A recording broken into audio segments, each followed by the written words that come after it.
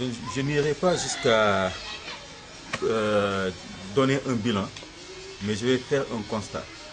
Le constat, c'est que ces 2 ans ont coïncidé de façon fort heureuse avec une accalmie renforcée en Casamance. Une accalmie qu'on a notée certes avant son arrivée, mais qui s'est véritablement renforcée depuis donc, ces 2 années. Et je pense que cela dénote d'une nouvelle dynamique qui se dégage, aussi bien du côté de l'armée que du côté du MFDC. On n'entend plus de braquage, quasiment. On n'entend plus d'exaction dans les villages. On n'entend plus d'enlèvement. Du côté également de l'armée, quasiment on n'entend plus de ratissage tous azimuts qui se faisait il y a quelques années.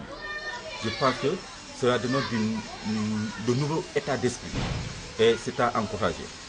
C'est d'autant plus à encourager que tout est fragile ici. On a vécu quasiment la même période, mais ça a été mal exploité et cela a abouti véritablement à des soubresauts non souhaitables.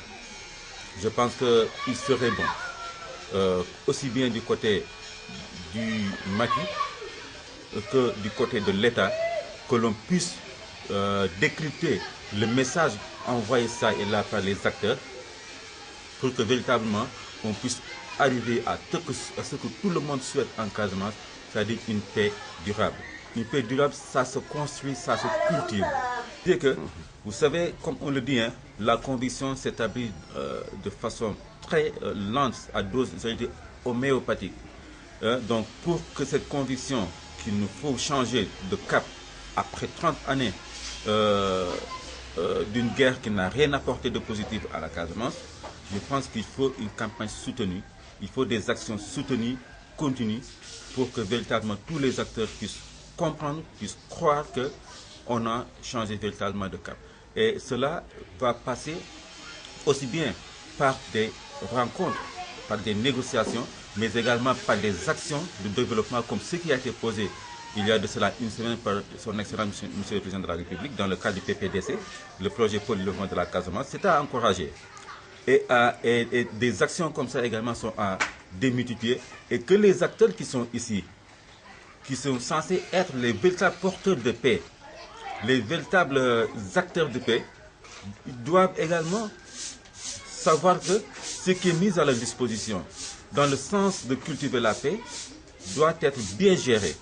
C'est de la façon seulement qu'on peut renforcer ce qui est en train d'être fait. L'État a beau avoir une bonne intention. Si au niveau de la base, les gens ne suivent pas, si au niveau de la base, les gens ne montrent pas, disons, cette disponibilité à la paix, cette disponibilité à faire ce que tout le monde attend d'eux, c'est comme une chaîne. Il aura fallu seulement qu'un des maillons de la chaîne arrive à se casser pour que l'ensemble craque. Donc il faut qu'on évite cela. C'est une situation pareille, c'est produit, je le disais tantôt, il y a quelques années. Alors que tout le monde espérait à une paix durable, on s'est retrouvé avec des enlèvements, parce que quelque part, on a senti que l'effort qu'on a fait n'a pas été bien récompensé. Le président Mansell a eu la chance de gérer le dossier de la paix en tant que ministre de l'Intérieur, aussi en tant que Premier ministre, d'être très proche du dossier de la paix.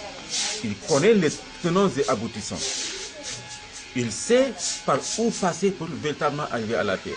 Je pense que présentement, il ne reste que à prendre, à identifier les bons acteurs, à identifier les bonnes méthodes et véritablement à formaliser ce qui est en train de se construire depuis quelques années.